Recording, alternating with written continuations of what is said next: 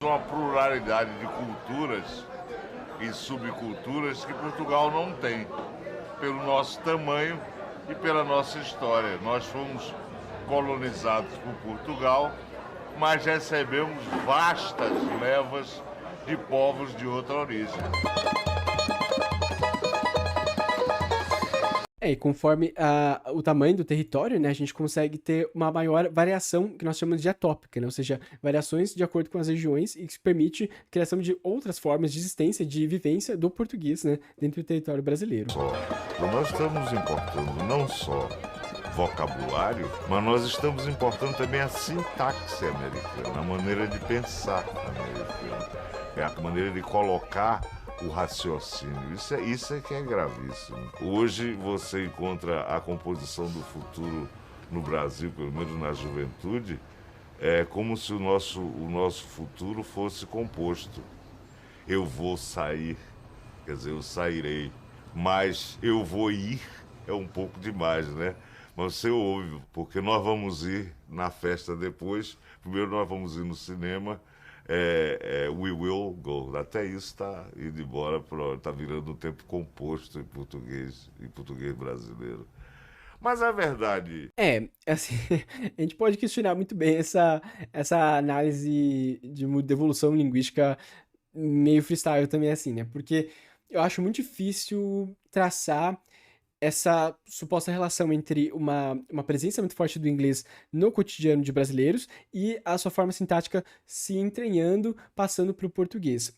O que eu quero dizer com isso é assim: essa forma de futuro composto que tem no inglês, I will go, eu vou ir, teoricamente, ela existe no português, mas eu não sei se a gente consegue afirmar de uma forma, com certeza, se ela vem de fato desse português. A gente tem que olhar, por exemplo, se desse inglês, né? A gente tem que ver se, por exemplo, ela já existia antes do contato intenso ou da hegemonização cultural dos Estados Unidos. Por exemplo, a hegemonização cultural dos Estados Unidos começou a partir ali do final da Segunda Guerra. Então, ali é onde os Estados Unidos se consolidou como a tal potência que é hoje. Então, se a gente tiver, tipo, por exemplo, registros de forma consistente dessa produção linguística, será que então de fato é influenciada pelo inglês?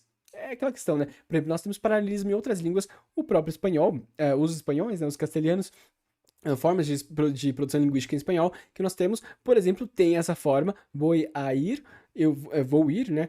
Muito, assim, muito disseminada na língua, e também tem a sua forma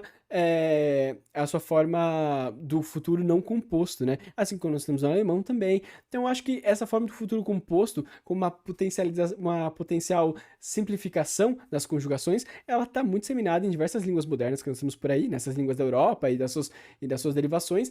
Eu acho difícil atribuir à influência do inglês, por exemplo, isso. Aliás, o que eu acho que sim tem a ver com a influência do inglês, como eu vou mostrar para vocês agora, é a mudança sintática, por exemplo, das preposições, do uso de preposições. Eu acho isso muito interessante. E isso sempre me chamou muita atenção, porque é uma coisa que eu tenho visto cada vez mais, e eu acho que a gente pode, sim, isso sim se deve à influência do inglês, quase com toda certeza, até por conta de que essa estrutura é uma inovação, é uma novidade que não existia registrada na língua portuguesa antes, né? Então eu vou mostrar aqui para vocês, por exemplo, no Cyber Dúvidas de Língua Portuguesa, que é uma ótima fonte de pesquisa, aliás, sobre a língua. E aí uma pessoa pergunta aqui, olha só. É correto terminar a frase com lidar com? Ou seja, simplesmente terminar com a preposição. Então, ela dá um exemplo aqui. Quanto à falta de produtividade, tem dificuldade de lidar com isso, né? A gente talvez tenha a tendência até de completar com um pronome indefinido, tipo isso, né? Ou seja, a falta de pontualidade. E olha só aqui, né, aqui a resposta, enfim, ela vai dizer que realmente não tem registro na língua portuguesa desse tipo de construção, e teoricamente, ou que se observa na língua até então, não se poderia separar a preposição do resto do seu complemento, né? Isso ficaria uma frase agramatical a princípio. Porém, a gente não pode pensar na língua que a gente quer, a gente tem que pensar na língua que existe. Então, se esse tipo de frase está sendo produzida pelos falantes e é intercompreendida, está sendo disseminada, é possível que ela comece a permitir uma nova forma de organização sintática que permita que, por exemplo, as frases terminem com preposição. Eu ainda acho um pouco estranho, me soa um pouco estranho, particularmente, mas isso não importa. Como eu sempre digo, importa a minha opinião como um falante, vamos dizer, qualquer. Se eu estou na posição de uma pessoa que está analisando a língua, eu tenho que me portar como tal observador e tentar perceber esses fenômenos sem deixar que o meu julgamento segue a minha análise, né? Então, por exemplo, aqui também tenho uma outra pergunta sobre esse anglicismo na língua portuguesa, falando sobre essa ideia do terminar a frase com preposição. No inglês, por exemplo, tem regras para terminar a frase com preposição e muitas delas são desrespeitadas, entre aspas, né, pelos falantes de inglês que acabam abusando, vamos dizer assim, entre aspas, claro, porque a língua funciona dessa forma, ela funciona pelos falantes, eles acabam abusando desse uso da preposição no final. Então, por exemplo, aqui, olha só.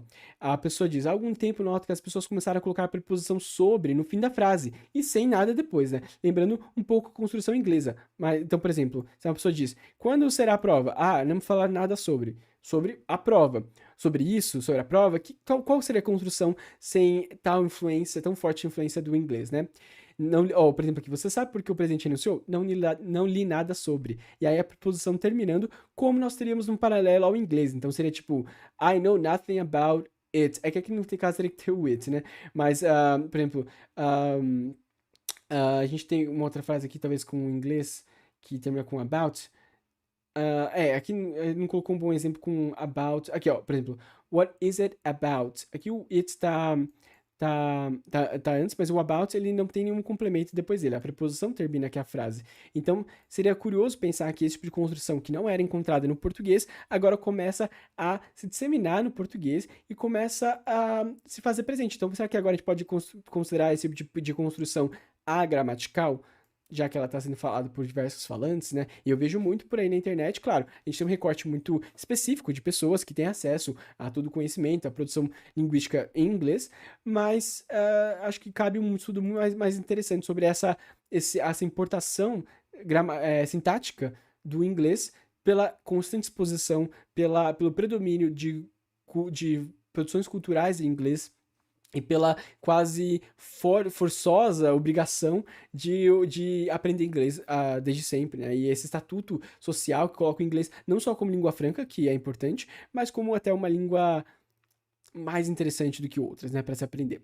E eu já partilhei minha opinião sobre isso em alguns momentos. Acho que, por exemplo, o ensino do espanhol, o ensino básico, era mais interessante do que o inglês. Com o inglês, com a sua necessidade de ser ensinado como língua franca, como língua de comunicação internacional, mas eu acho que a gente podia talvez pensar mais num contexto de autonomia, política, econômica e até de partilhamento de culturas e existências mais próximas com, por exemplo, o nosso continente sul-americano.